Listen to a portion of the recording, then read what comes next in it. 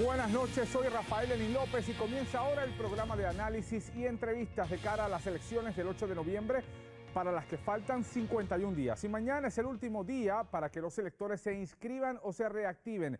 Esta noche nos visitan oficiales de la Comisión Estatal de Elecciones para orientarles. Además, los comisionados electorales de los partidos discuten con nosotros los pormenores de la organización del próximo evento electoral y las más recientes controversias. Una de las controversias la ha levantado Manuel Sidre, candidato independiente a la gobernación, quien pide que se ubique su emblema o logo de campaña en la papeleta en igual de condiciones que las insignias de los partidos.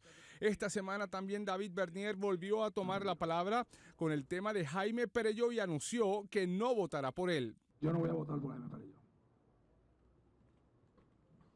Y exhorto a los electores que, como nunca antes en la historia electoral de Puerto Rico, sean rigurosos a la hora de emitir su voto. Miren la papeleta de los dos partidos. Jaime Perelló le contestó con un comentario en Twitter diciendo: los populares votamos íntegro como nos enseñó Muñoz. Yo votaré una sola cruz bajo la pava en las 3 papeletas. A ese comentario el legislador Luis Vega Ramos le contestó por el mismo medio diciendo: está bueno ya, Jaime Perelló, no te arropes con Luis Muñoz Marín para justificar tus acciones. David Bernier tiene razón.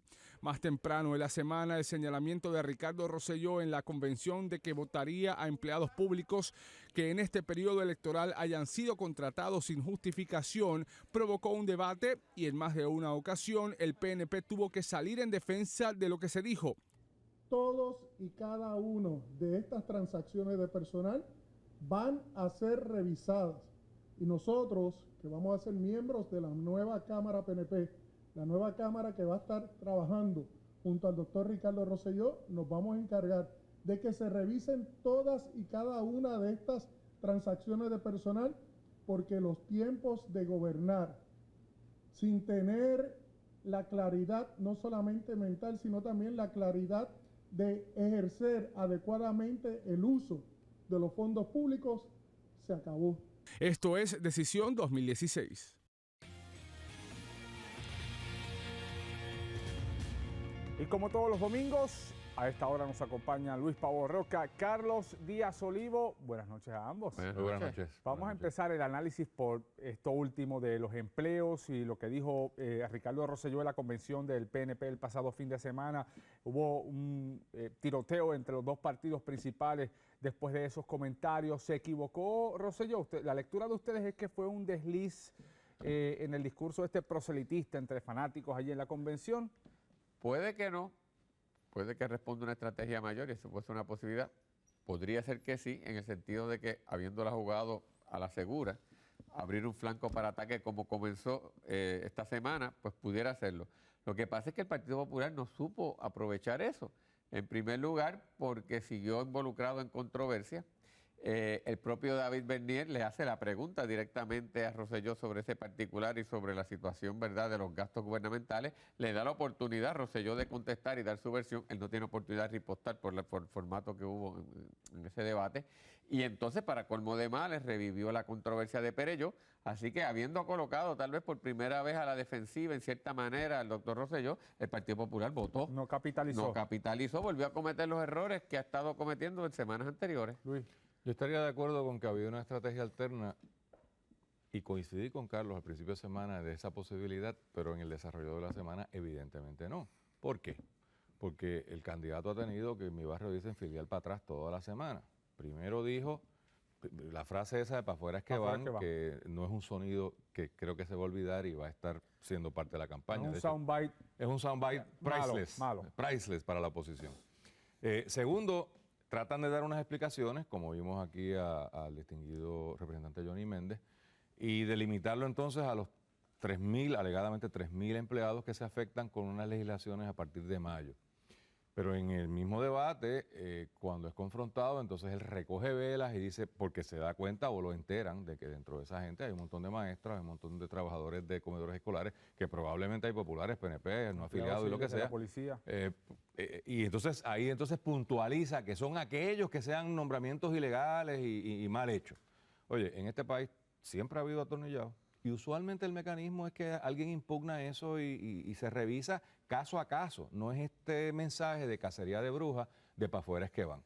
Sobre el manejo del Partido Popular, tengo que concurrir en algo con Carlos, de que no ha sido la semana más feliz tampoco por los problemas que ha tenido de otros temas y porque no mantuvieron un ataque preciso en pa' afuera es que van. Claro, yo creo que el candidato del PNP, en la medida en que rectifica y clarifica, pues un poco baja el diapasón, ¿no? Y que es lo correcto que tenía que haber hecho. Pero entonces no puedes decirme que es una estrategia porque cambió entonces Ahora, estrategia. cuán detrimental es para Ricardo Rosselló haber dicho lo que dijo en un país donde mucha gente en la calle entiende que al gobierno algunos son radicales y dicen que hay que cerrarlo. Mira, hay que verlo en las elecciones. Yo creo que en Puerto Rico está dándose un fenómeno en donde poco a poco ha habido un desplazamiento de la importancia que tenía el sector público, por todas las razones obvias, la crisis económica, la incapacidad de pagar esto. Un sector privado que era relativamente pasivo, que ha soportado la carga contributiva, que hay resentimiento de esos empleados privados por la situación que les ha tocado enfrentar. Unos sindicatos poderosos que estaban afiliados al sector público que cada vez se han convertido en dinosaurios, que han ido perdiendo la fuerza. Un partido nuevo progresista que virtualmente ha ido consolidando y ganando fuerza electoral con un Partido Popular que ha ido perdiendo y gana con alianza. Y yo creo que está llegando el momento en que el Partido Nuevo Progresista gana solo. Habrá que ver si llegó ese momento. Es decir, que teniendo aún hablando de frente y diciendo, mira, aquí llegó el momento de acabar esta estructura que por 70 años hemos tenido, esto es un nuevo arreglo, esto se acabó, no funciona como está, los sindicatos como quiera los tenemos en contra, así que esa puede ser una estrategia. Si ese momento no ha llegado, lo veremos, pero yo creo que la demográfica de Puerto Rico y las realidades económicas nos están moviendo un nuevo escenario político. Y esa tendencia histórica favorece al PNP. Si llegó ese momento, pues lo veremos. Mira, sin descartar nada de lo que está diciendo Carlos, hay un hecho que es innegable. Hay cerca de 500,000 de votantes que directa o indirectamente tienen que ver con los servidores públicos. Entre empleados familiares, Correcto. etcétera. Si cogemos 150, 180,000 empleados públicos y lo multiplicamos por 3, llegamos al 500,000. Y lo multiplico por 3, pues el núcleo familiar muy corto, el vecino, el amigo, el pariente del doliente. Así que tema complicado que ha sido siempre álgido. O sea, siempre ese sector cultivado por los dos partidos, en todas las oficinas de gobierno hay servidores azules y servidores colorados que se dedican a levantar fondos. Digo, ahora cuando todo es ilegal y todo es prescrito, pues sabe Dios cómo estén esos, pero hay ese sentimiento. Hay otro factor aquí. Otro tema que no hemos discutido es el del empleador único, que ha sido un tema que tenía el doctor Rosselló y que ahora está cogiendo velocidad en una cosa que advertimos en este programa en algún momento dado, que esa teoría, y usted puede estar en contra o a favor, pero hay que reconocer que hay unas uniones al amparo de la Ley 45 de su señor padre que van a tener mucho que decir sobre este concepto. Y ya vimos esta semana unas uniones levantándose, que siempre las uniones van a estar en contra del PNP, bueno, yo no sé. Sí. Las uniones están compuestas por PNP, populares. Los líderes posiblemente tengan un discurso. Los sindicatos que están cobijados bajo la ley 45 de se les va la vida. Públicos, se les va la vida, pero suelen ser unos sindicatos más moderados en el discurso. Lo son porque están afiliados principalmente a uniones de Estados Unidos, que no tienen un contenido tan fuerte ideológico, pero se le va la vida, ¿no? O sea, ahí hay que ver cómo él va a recoger vela en eso, cómo va a explicar eso, que yo simpatizo con la idea, pero implementar eso, hermano, jurídicamente hablando, muy difícil. Luis, pues tiene un punto, y por eso te decía, pero yo creo que el país colapsó, el modelo económico colapsó. Con eso estamos de acuerdo. Aquí hay un estado casi de desesperación. Y yo creo que eso es inescapable. Y hay un sector público, unos empleados comunes y corrientes del sector público que con grandes sacrificios viven, que sus empleos están en riesgo todo el día y van a buscar servicios públicos, son maltratados, no se les da servicio, el gobierno no sirve. Esto llegó al punto en que hay una transformación radical y yo creo pero Carlos, que esa lo diga, situación... Porque entonces el problema es que el candidato tampoco... Lo que ha dicho es que no va a votar a nadie. ¿Ah? Lo que ha dicho es que no le va a votar a nadie. O sea, él no está suscribiendo tu teoría. No, porque espérate, yo siempre lo he dicho, los dos son demócratas. El Partido No Progresista ha creído históricamente en un gobierno también grande. Claro. Así que esa realidad vive ahí casi esquizofrénica. Pero lo que te quiero decir es que el ambiente, más que los partidos, yo lo que estoy diciendo es que la realidad económica del país es de tal naturaleza y la situación que vive la gente que no es del gobierno es tan fuerte que yo creo que eso va a ser casi una explosión que va a catapultar a esas fuerzas que han mantenido al país bajo un arreglo. Y ahí está la mayoría del electorado. Y ahí es que yo temo que está la mayoría, o no temo, me parece a mí definitivamente los números son... Pero podría estar de acuerdo contigo, Carlos. O sea, puedo estar de acuerdo contigo. El problema es que los candidatos, todos, yo creo que todos han dicho, no voy a votar a un empleado público. La pregunta es a quién le vas a creer. Y el problema que se enfrenta Rosselló en este momento es si es creíble que no va a votar a nadie con el tema del 55%, con el tema de empleador único, con el tema de los 3.000 o de las leyes. O sea, ahí es donde está, porque él no ha venido a decir... Yo creo, a lo que yo voy es que yo creo que la mayoría de la gente en el sector privado, que son la mayoría, no les molesta ese no discurso. les molesta y le dice, le llegó el tiempo al sector público de hacer un ajuste porque... Pero no se los ha dicho. Es que no hay dinero, pero la gente lo piensa, eso es lo que yo te estoy diciendo. Es una fuerza que está en combustión instantánea. Se habla en la calle, Habrá que esperar a noviembre. Pues claro, de nuevo, habrá que esperar a noviembre y esto es motivo, yo creo, de análisis hasta sociológico y político, además, ciertamente. Lanzamos una pregunta en nuestra plataforma digital sobre qué efecto tendría la candidatura de Jaime Perelló sobre la candidatura de David Bernier. Y los resultados son los siguientes. ¿Afectará la candidatura de David Bernier a Jaime Perelló? El 80% entiende que sí, el 18.6% entiende que no. De hecho, la pregunta para esta semana en nuestra plataforma digital es sobre el tema anterior. Ahora sí, es si deben revisarse todas las contrataciones de personal hechas en el gobierno en este periodo preelectoral, como sugiere el candidato Rosselló. Participe a través de noticentro.tv. Sobre Jaime Perelló y David Bernier, ustedes decían que después de un debate jugoso para el Partido Popular Democrático, le daba hasta un respiro al Partido Popular en el tema de Jaime Perelló. David Bernier de nuevo retoma el tema de Perelló al final de la semana y anuncia que no votará por Jaime Perelló, que no votará íntegro por el Partido Popular. Mira, yo creo que el candidato del Partido Popular ha decidido establecerse como el candidato consistente con una postura. O sea, que es una estrategia. Yo creo que es una estrategia y digo, si miramos los números de este sondeo, pues parecería que la sintonía es la correcta. Yo creo que el candidato se las está jugando frías. Es la primera vez en la historia de Puerto Rico que un candidato de un partido principal decide dispararse un tiro en el pie y decir que va con 5 y no con 6. Los partidos políticos postulan 6 en la esperanza de poder conseguir esos 6 candidatos que entren por acumulación. Es una fórmula matemática compleja, pero esa es la teoría. Lo que ha hecho Bernier es decirle al Partido Popular, nos vamos con 5, lo cual en toda estrategia política no es lo acostumbrado. Yo creo que Bernier se está enfrentando a su propio partido, donde hay una gente que no está contesta, que piensa que él está mal, pero está diciendo, esta es mi postura, yo creo que soy el candidato de la verticalidad, de la honestidad, esta es mi postura y al que no le guste, pues lo siento mucho, voten por otros candidatos. No pidió que votaran por otro partido, sino que concentraran los votos en otros candidatos. De nuevo, estas son cosas que hay que esperar a noviembre, para ver qué efecto tiene. Mira, yo creo que David Bernier, creo honestamente lo que está haciendo y creo que hay un elemento de estrategia electoral, porque ciertamente Perelló es una carga terrible, una cruz muy fuerte sobre las espaldas del Partido Popular.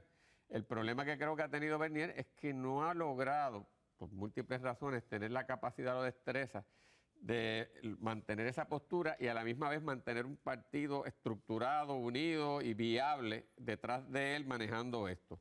Esto es como en la guerra, tú tienes un ejército que tiene que ir detrás del líder y apoyarlo, no que el líder se queda solo y peor aún, que si la granada que tiene se la tiene que tirar al enemigo y prácticamente aquí se está quedando el líder solo y cogiendo la granada y explotando el mismo. De hecho, las imágenes donde él aparece haciendo estos pronunciamientos sobre Perelló no está con líderes. No está con líderes y las caras que salen todo el tiempo en esos videos son rostros sombríos, rostros con pesadumbre, no luce positivo, porque el tema es muy complicado. Oye, pero la vida...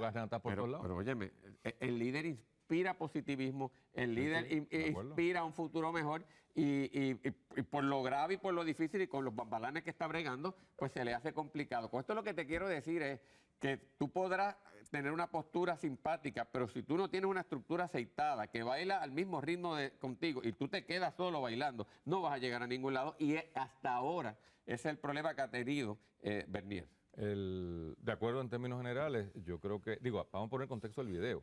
Sí. Esto no es una conferencia de prensa que hace David Bernier para informar su Para posición. hablar de eso. Él está en medio de una conferencia de prensa con unos jóvenes para anunciar unas ideas. iniciativas de juventud, de empleo, etcétera, etcétera, etcétera. Y surge una pregunta.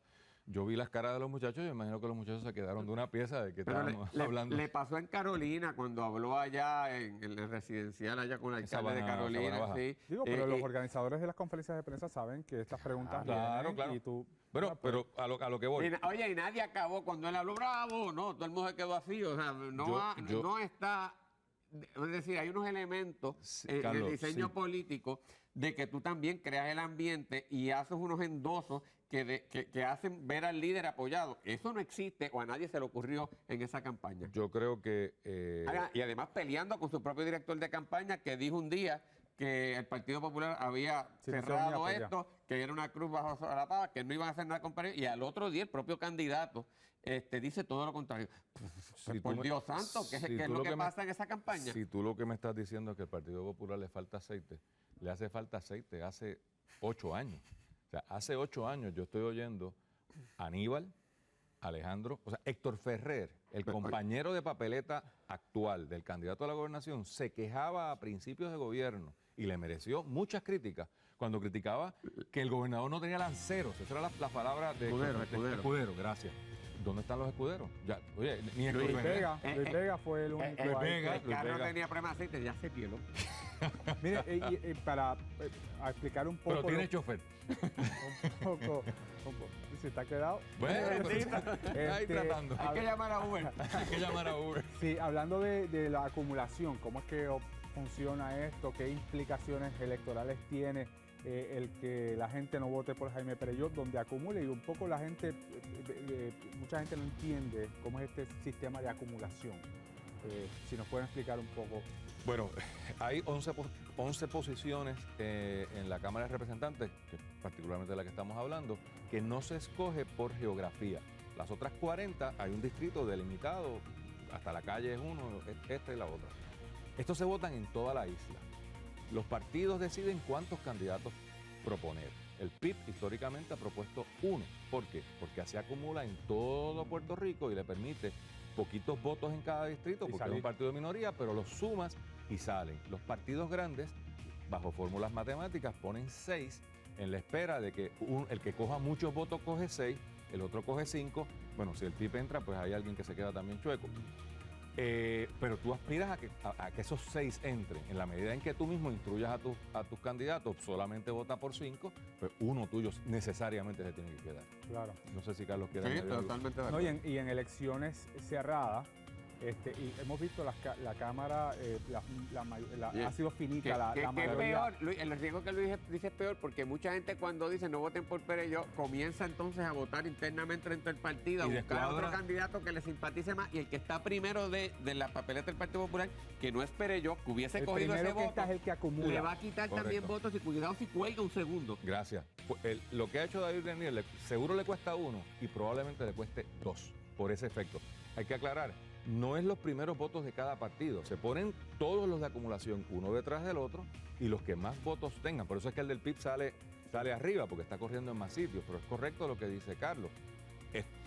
Los partidos gastan un montón de energía, los dos, en diseñar estos distritos, estas combinaciones. Para que salga la mayor cantidad de representantes. Para que sea balanceado, porque al popular que le toque Bayamón se fastidió, y al PNP que le toca Mayagüez se fastidia. Por eso Entonces, se sortean. ¿Dónde es que se sortean, no, se asignan.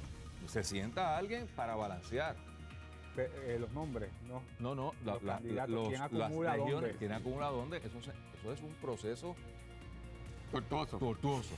Por eso mismo, buscando ese balance, en la medida en que tú le digas a la gente, vota por quien te dé la gana, ese balance, Pones en riesgo. bueno, va a coger más votos quien más conocido sea simpatía. Luis Vega le va a convenir. Esta semana, el comité congresional que se creó para analizar posibles propuestas de desarrollo económico hizo varios pronunciamientos en un boletín intermedio que presentaron y levantaron de nuevo la queja de la falta de data financiera en el gobierno de Puerto Rico, una queja que ya habíamos escuchado en medio de la discusión cuando se estaba elaborando el proyecto Promesa. ¿Qué les parece?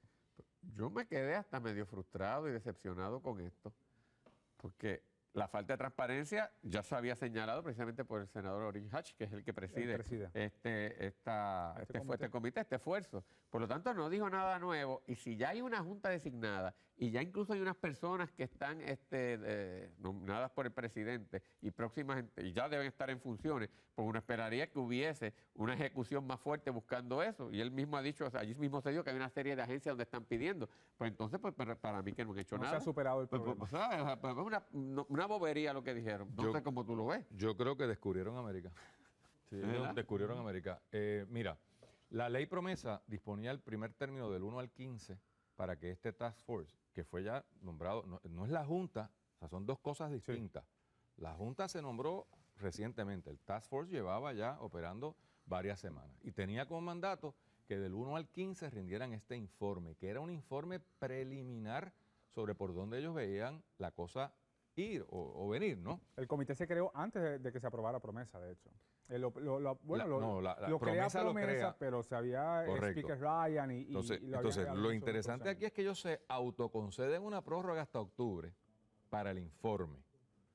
Porque eso es lo que pasó. Lo que ellos rinden no es el informe que decía la ley, es una especie de, mire, vamos a evaluar esto. Me recuerdan los informes periciales que te dicen, examiné tal documento. Entonces te dan una lista de agencias a quien le están pidiendo información, una lista de documentos que están mirando y dicen, ay, es que los números no están claros. Gracias, señores, pues ese es parte del problema, no me diga eso.